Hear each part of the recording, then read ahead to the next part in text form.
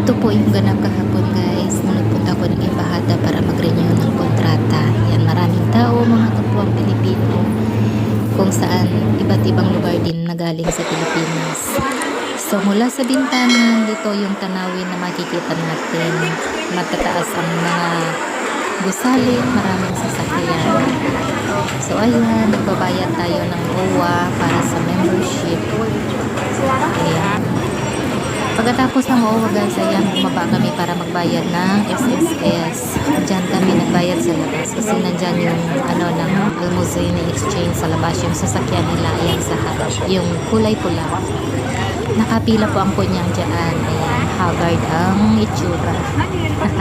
Huwag nyo nang pansinin, kabilad ko na dyan ng araw, kaya pero okay lang, worth it naman kasi natapos naman lahat ng mga kailangan ilalakad. Nakapila pa ako dyan, ang daming tao. Hindi may pintura yung itsura ng kunyang nyo. So pagkatapos ng pag-process ng mga documents ko, ayan, pauwi na ako. Yan din yung makikita mula sa loob ng sasakyan, yung mga gusali na matataas, tatayog. Ayan, pauwi na tayo guys.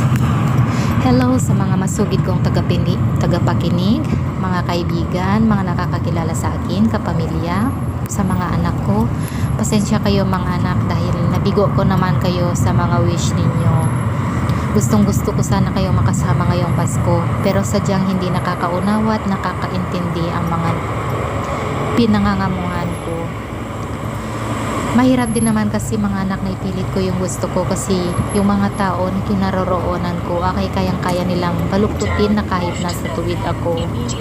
Kesa magkaroon ng problema, manahimik na lang ako. Alam ko may awa ang Diyos, balang araw magkakasama at magkikita din tayo pagsapit ng Pasko. Tiis-tiis muna tayo dahil sa sitwasyon mayroon tayo. Walang-wala tayo, kaya kailangan ko pang magtiis mga anak. Sana maunawaan ninyo. Ako rin, gustong-gusto ko kayong makakasama ngayong Pasko pero wala akong magagawa dahil kasing tigas ng bato ang puso at isip ng mga pinangangamuhan ko.